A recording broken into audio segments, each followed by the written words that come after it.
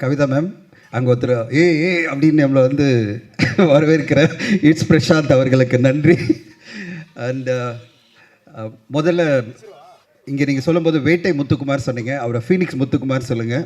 And Phoenix படத்தில் முத்துக்குமார் அவ்வளோ சிறப்பான ஒரு நடிப்பை கொடுத்துருந்தாரு.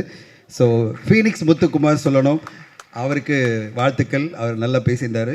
முதல்ல இந்த விழா ஆரம்பிக்கும் போது அமல்ராஜ் சாருக்கு என்னோடய நன்றி. ஏன்னா ஒரு தயாரிப்பாளர் ஒரு விழா ஆரம்பிக்கும் போது எல்லோருக்கும் ஒரு சிறப்பான புத்தகம் வேல்பாரி அப்படின்ற புத்தகத்தை கொடுத்து இந்த விழாவை தொடக்கி வைக்கிறது எனக்கு ரொம்ப பெருமையாக இருக்குது அமல்ராஜ் சார். தயாரிப்பாளர்களுக்கு நான் எப்போவுமே ஒரு கோரிக்கை வைப்பேன், நீங்கள் வரும்போது இங்கே மேடையில் ஏதோ பொக்கே ஒன்று கொடுத்துட்டு இல்லை ரொட்டேஷன் பேஸில் பொக்கே கொடுத்துட்டு அந்த பொக்கே தூக்கி பின்னாடி போட்டுட்டு போகிற பதில் இந்த மாதிரி ஒரு அற்புதமான புத்தகத்தை கொடுக்கணும்னு நினச்சார் பாருங்க. அங்கே அமல்ராஜ் சார் மிகப்பெரிய வெற்றி அடைஞ்சிருக்காரு. இந்த வேல்பாரி புத்தகம் 1,00,000 பிரதிகளை விற்பனையில் சாதனை பண்ணியிருக்கு. அந்த சாதனையை உங்கள் படமும் பண்ணோம் கண்டிப்பாக. அதனுடைய முதல் அடிப்படையாக நான் பார்க்குறேன், இந்த புத்தகம் கொடுத்ததே வந்து அப்படிப்பட்ட ஒரு சிறப்பாக பார்க்குறேன். வேல்பாரி படம் கண்டிப்பாக சங்கர் சாரினுடைய இயக்கத்தில் தமிழ் சினிமாவில் ஒரு மிகப்பெரிய சாதனை படைக்கும்னு எதிர்பார்க்குறேன்.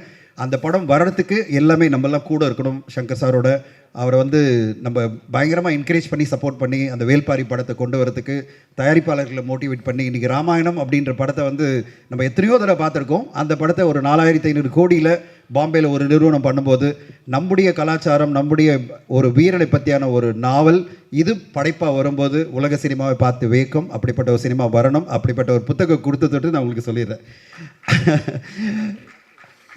இந்த படத்தினுடைய ட்ரெய்லர் பாடல்கள் பார்க்கும்போதே அவ்வளோ சூப்பராக இருக்குது, எல்லாமே ரொம்ப பிரமாதமாக அமைஞ்சிருக்கு. தமிழ் சினிமா பொறுத்தவரையும் பார்த்தீங்கன்னா எமோஷ்னலான ஃபேமிலி த்ரில்லர் படங்கள் நல்ல வெற்றி அடையும். சமீபத்தில் பார்த்தீங்கன்னா 2 திரைப்படம் பெரிய வெற்றி, ஒன்று டிஎன்ஏ, இன்னொன்று வந்து மார்கன், ரெண்டுமே ஃபேமிலி சம்மந்தப்பட்ட த்ரில்லர் படங்கள். இந்த படமும் அதே மாதிரி ஒரு பெரிய வெற்றி அடைன்றதுல எனக்கு நம்பிக்கை இருக்குது. அவ்வளோ சிறப்பான ஒரு கதையோடு இருக்குது, ஃபேமிலி சென்டிமெண்ட்ஸோட ஃபேமிலி இமோஷனோட ரொம்ப சூப்பராக இந்த படத்தில் வந்து மூமாறன் பண்ணியிருக்காரு. மூமாறன் எனக்கு ரொம்ப பிடிக்கும். அவருடைய 20,000 கண்கள் படம் தொடங்கி அது பிறகு கண்ணை நம்பாதே இன்றைக்கி படம் 3வது படமாக வருது.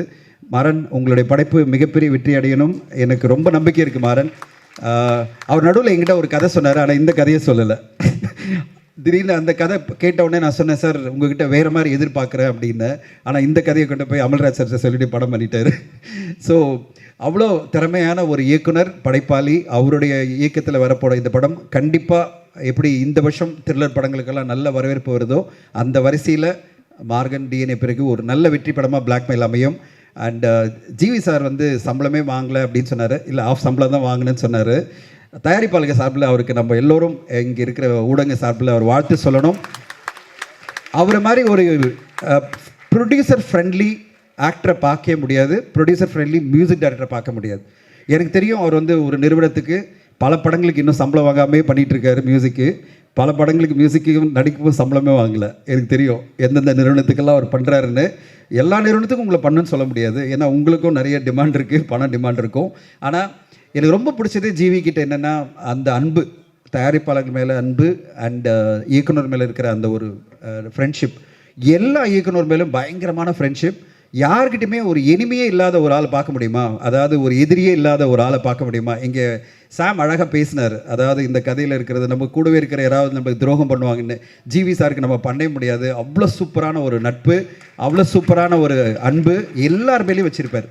அதனால தான் தயாரிப்பாளர்கள்லாம் திருப்பி ஜிவி கூட மியூசிக் பண்ணணும், திருப்பி ஜிவி நடிக்கணும் அப்படின்னு ஆசைப்படுவாங்க.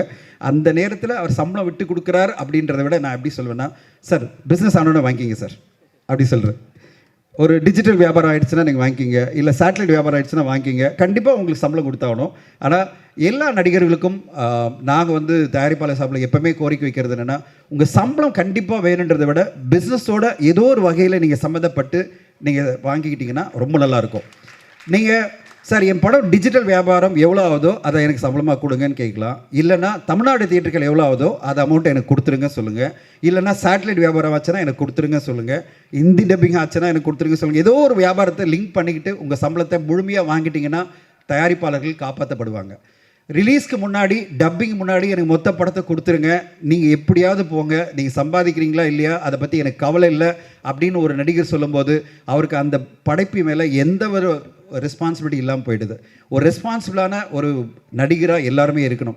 சமீபத்தில் அமீர் கான் அவர்கள் ஒரு இன்டர்வியூவில் சொல்லியிருந்தார், 15 வருஷமாக நான் சம்பளமே வாங்கினதில்லை என் படங்களுக்கு. என் படங்கள் வெற்றி அடையும் போது அதனுடைய லாபத்திலேருந்து தான் பங்கு எடுத்திருக்கிறேன் தவிர நான் சம்பளம் வாங்கிக்கிறதே இல்லைன்னு சொல்லிட்டு அமீர் கான் பல படங்கள் வெளி தயாரிப்பால் நடிச்சிருக்கார்.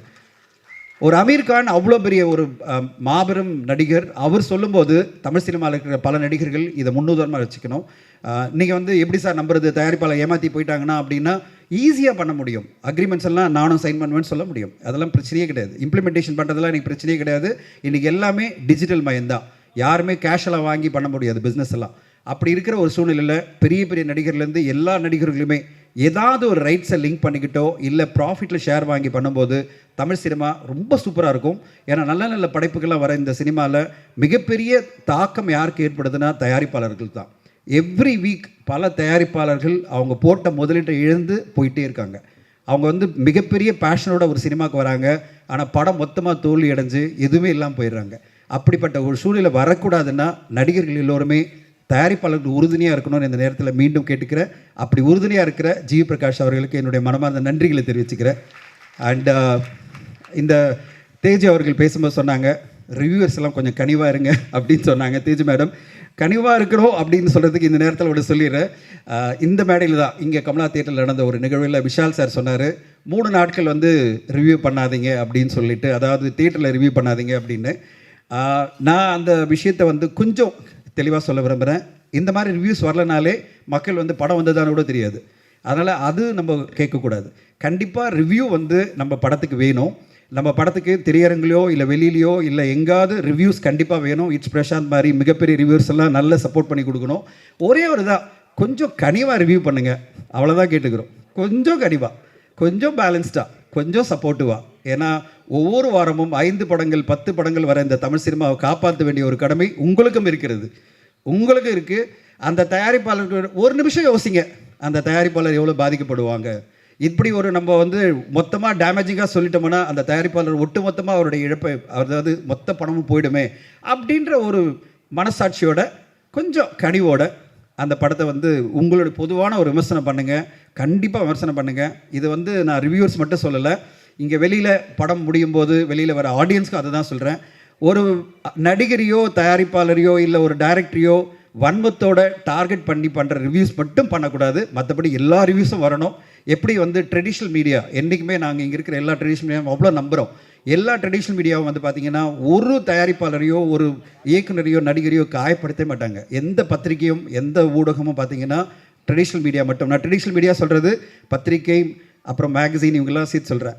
எல்லோருமே அந்த ஆன்லைன் போர்ட்டல் கூட சேர்த்து சொல்கிறேன். அவங்க எல்லாருமே 20 வருஷம் 30 வருஷம் இந்த இண்டஸ்ட்ரியில் இருக்கிற எல்லா ஊடகங்களுமே பார்த்திங்கன்னா கனிவோடு தான் பண்ணுவாங்க. அது கிரிட்டிசைஸ் பண்ணும்போது அந்த வார்த்தையில் அப்படி ஒரு சுகர் போட்டு சரி ஓகே அவர் பாவம் தட்டி கொடுப்போம், மொத்தமாக ஒழிஞ்சிட போகிறார் அப்படின்ற ஒரு நம்பிக்கையோடு அவங்களுக்கு ஒரு சப்போர்ட் பண்ணணும்னு நினைப்பாங்கல்ல. அந்த ஒரு ரிவ்யூ எல்லா ஆன்லைனில் பண்ணுற ரிவ்யூஸ் எல்லாருமே பர்டிகுலராக யூடியூப் ரிவ்யூஸ் பண்ணாலே போகிறோம். அதே மாதிரி வெளியில் தியேட்டருக்கு வந்து பேசுகிற எல்லாருமே அதே மாதிரி ரிவ்யூ பண்ணாலே போகிறோம். தமிழ் சினிமா நல்லபடியாக இருக்கும். மற்றபடி ரிவ்யூ பண்ணக்கூடாதுன்னு சொல்ல மாட்டேன். ரிவ்யூ பண்ணணும்.